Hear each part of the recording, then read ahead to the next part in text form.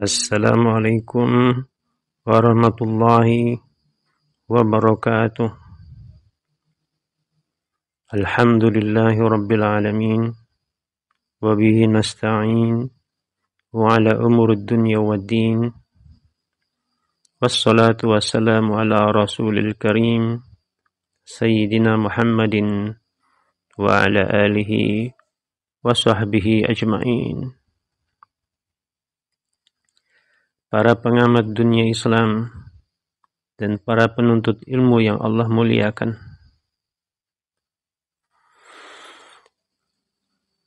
Di dunia saat ini maupun di masa lampau, hubungan antara satu negara atau satu bangsa dengan negara dan bangsa lain adalah sebuah keniscayaan, sebuah keharusan hidup di mana kita bergaul dalam komunitas internasional.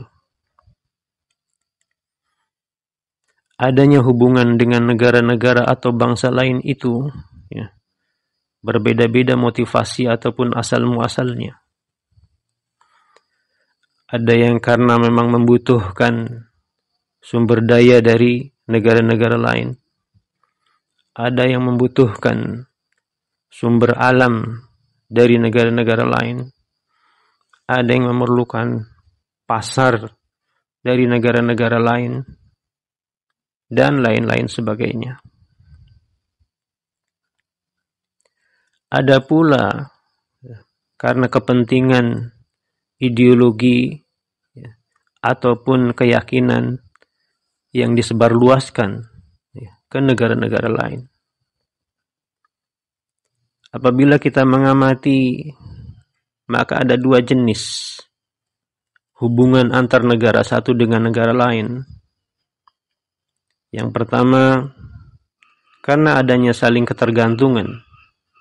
Lalu kemudian dua negara membuat kerjasama dan perjanjian untuk mendapatkan sama-sama keuntungan.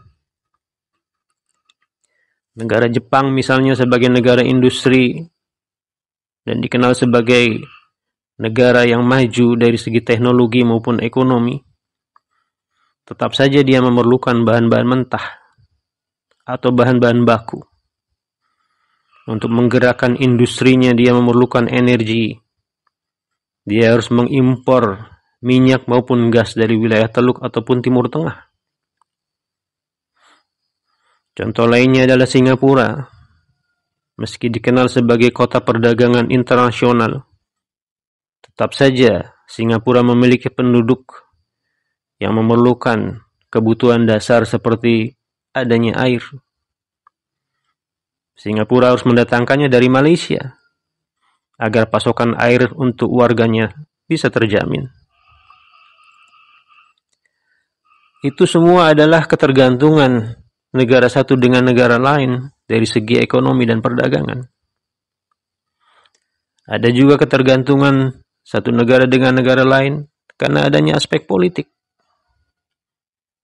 Timor Leste misalnya, sampai sekarang tetap harus bergantung pada belas kasih Australia, Selandia Baru maupun Portugal. Keberadaan atau eksistensi Taiwan misalnya juga tetap tergantung pada dukungan Amerika terhadapnya. Jadi, ketergantungan satu negara dengan negara yang lainnya adalah sebuah keharusan karena memang adanya kebutuhan terhadap negara lain.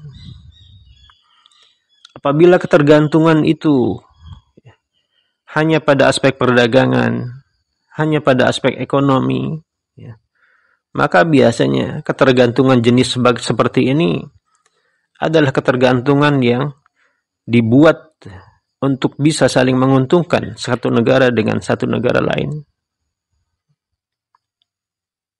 Jenis yang kedua adalah ketergantungan karena adanya hegemoni ataupun dominasi politik, dominasi ideologi, dominasi perdagangan, atau dominasi militer. Amerika misalnya, walaupun dia negara adidaya, terkemuka, nomor satu ekonominya, militernya, teknologinya, tetap saja dia tidak akan bisa hidup sendiri. Dia merasa perlu untuk menjalin hubungan dengan negara lain. Bahkan sudah sampai pada tingkat keharusan. Ini dilakukan oleh Amerika bukan karena dia tergantung kepada negara lain, tapi lebih disebabkan karena adanya kepentingan politik, ideologi, kepentingan ekonomi, perdagangan, kepentingan militer. Yang pasti, dominasinya di dunia minimal harus tetap dipertahankan. Dan jika memungkinkan, harus semakin kuat dan mengakar, hingga tidak ada lagi negara lain yang berpeluang untuk menjadi pesaingnya. Tengok saja misalnya kepentingan Amerika berinteraksi dengan negara-negara kecil seperti Monaco, Nauru, Seychelles, Fiji, Timur Leste, yang jumlah penduduknya hanya ratusan ribu. Bukan unsur ekonomi atau perdagangan, melainkan adanya kepentingan politik dan ideologi. Dan untuk itu Amerika bersedia mau membuka perwakilan diplomatiknya bahkan setingkat duta besar di negara-negara yang kecil itu.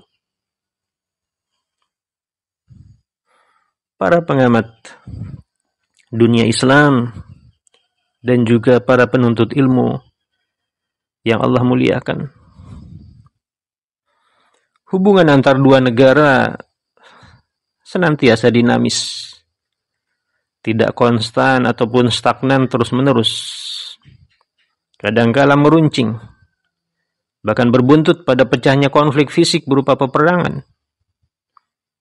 Kondisi-kondisi semacam ini biasanya dipicu oleh adanya situasi di mana salah satu negara merasa dirugikan atau terancam kepentingan maupun kedaulatannya. Untuk menjamin kedaulatan dan kepentingan itu tetap ada, lalu dibuatlah oleh mereka semacam perjanjian. Perjanjian ini dibuat untuk menjamin adanya kedaulatan dan terjaganya kepentingan masing-masing negara itu. Karena itu, dalam komunitas internasional, perjanjian antar satu negara dengan negara lain adalah sebuah keharusan atau keniscayaan. Dunia dihiasi dengan banyaknya perjanjian-perjanjian. Baik perjanjian yang bersifat bilateral antar dua negara, atau dengan banyak negara, atau perjanjian multilateral, atau lebih besar lagi, perjanjian-perjanjian global yang kemudian dibuat menjadi konvensi atau piagam. Begitulah para pengamat dunia Islam dan juga para penuntut ilmu yang Allah muliakan. Perjanjian dua negara atau lebih dalam kedudukannya sama-sama setara antar satu negara dengan negara lain, lalu dibuat secara objektif dan sama-sama saling menguntungkan, tentu itu perjanjian yang dibolehkan dan pasti juga disukai dan banyak dipraktekkan oleh banyak negara di dunia. Namun persoalannya, banyak pula perjanjian-perjanjian internasional yang saat ini berjalan merupakan hasil produk dari pasca Perang Dunia Kedua, di mana dunia saat itu berada pada posisi ada negara-negara yang jadi pemenang perang, ada juga negara-negara yang kalah perang.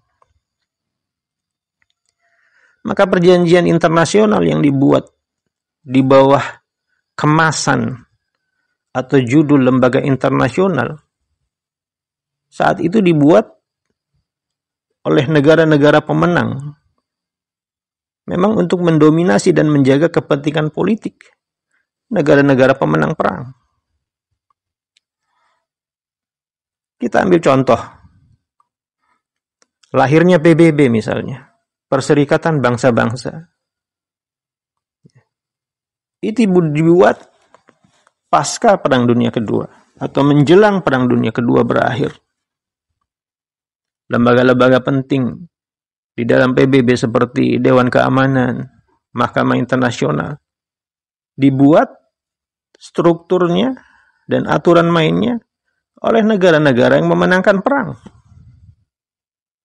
Hak veto yang dimiliki oleh 5 negara besar Dewan Keamanan, itu adalah 5 negara yang memenangkan Perang Dunia Kedua, yang punya otoritas dan privilege lebih dari negara-negara lainnya di dunia. Contoh lainnya adalah lahirnya Bank Dunia, IMF. Kita masih ingat pada tahun 1944, kurang lebih sekitar 40-an negara di Bretton Woods di Amerika, mereka mengadakan pertemuan untuk mengatasi gejolak dan krisis ekonomi yang saat itu melanda dunia. Mereka ingin membuat peraturan yang bisa mengikat seluruh negara di dunia, terutama di dalam aspek moneter, ekonomi, dan perdagangan. Maka dibuatlah kesepakatan yang mengikat sistem mata uang di seluruh dunia, di mana dunia waktu itu dipaksa oleh negara yang membuat peraturan dan melahirkan, membidani Bank Dunia dan IMF ini, yang notabene-nya adalah negara barat yang dipimpin oleh Amerika, untuk mempegang mata uang mereka kepada dolar Amerika, di mana dolar Amerika menstandarisasinya juga kepada emas.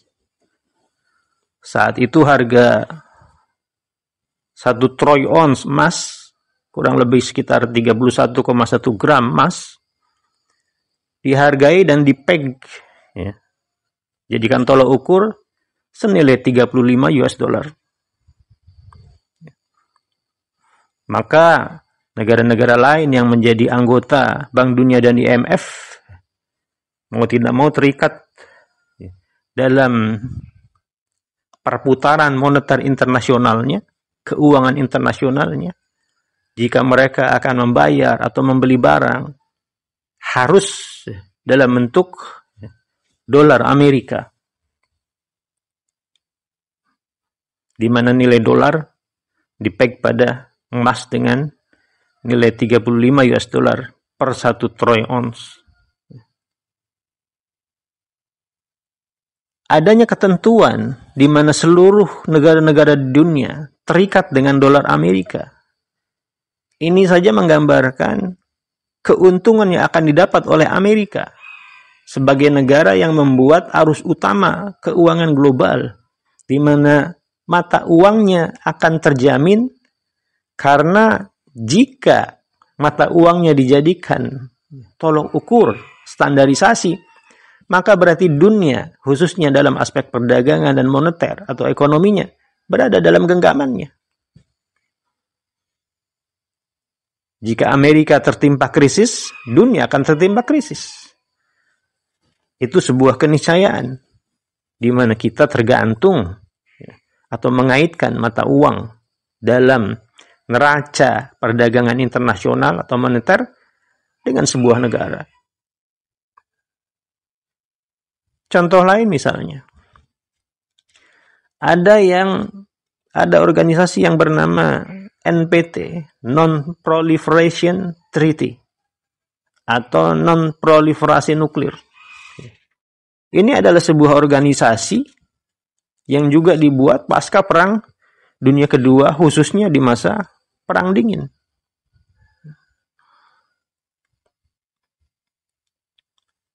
NPT atau Non-Proliferation Treaty adalah perjanjian yang dampaknya melarang kegiatan pengayaan uranium yang bisa digunakan untuk membuat senjata nuklir bagi negara lain. Karena dunia khawatir akan berulang kejadian Hiroshima dan Nagasaki waktu Perang Dunia Kedua. Di mana kalau dunia tidak diatur, penggunaan dan pengayaan uraniumnya, lalu mereka gunakan secara ugal-ugalan untuk memproduksi senjata nuklir, dan setiap negara berusaha memproduksinya, maka bahaya tidak bisa kita bayangkan. Tapi realitanya kan perjanjian NPT atau Non-Proliferation Treaty ini tidak berlaku bagi negara-negara maju dan kuat yang sudah punya senjata nuklir. Mereka yang punya senjata nuklir seperti Amerika, Rusia, Inggris, Perancis, Cina, yang notabene-nya adalah 5 negara yang punya hak veto di Dewan Keamanan PBB, yang menguasai dunia saat itu, punya senjata nuklir, memproduksi senjata nuklir, meng-up-to-date teknologi senjata nuklir mereka, dan tidak berhenti untuk melakukan percobaan-percobaan senjata nuklir sampai sekarang. Jadi di satu sisi mereka melarang negara-negara lain untuk memproduksi, memperkaya uranium, dan melakukan uji coba, tapi mereka sendiri, aturan itu tidak berlaku untuk mereka sendiri. Inilah yang menjadi kenyataan adanya perjanjian-perjanjian internasional saat ini. Bahwa perjanjian internasional jenis kedua, di mana dasar hubungan satu negara dengan negara lain itu karena adanya ambisi ideologi, dominasi politik, ekonomi dan perdagangan atau militer, ini yang sangat berbahaya. Apalagi mereka menguasai lembaga internasional, lalu lembaga itu dibuat aturan mainnya untuk menjaga kepentingan mereka, mempertahankan kedaulatan mereka dan tidak peduli dengan negara-negara lain.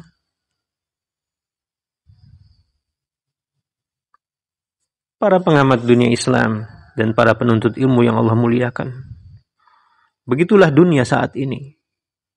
Kebanyakan perjanjian-perjanjian internasional yang merujuk pada lembaga internasional, yang keberadaan lembaga internasional itu dulu dibuat pasca Perang Dunia Kedua, sebagian besarnya adalah perjanjian-perjanjian yang sangat berbahaya, yang harus diwaspadai oleh negeri-negeri Muslim. Karena itu, bukan kita anti perjanjian internasional, tapi perjanjian internasional yang dilakukan oleh negeri-negeri Muslim khususnya seharusnya dibuat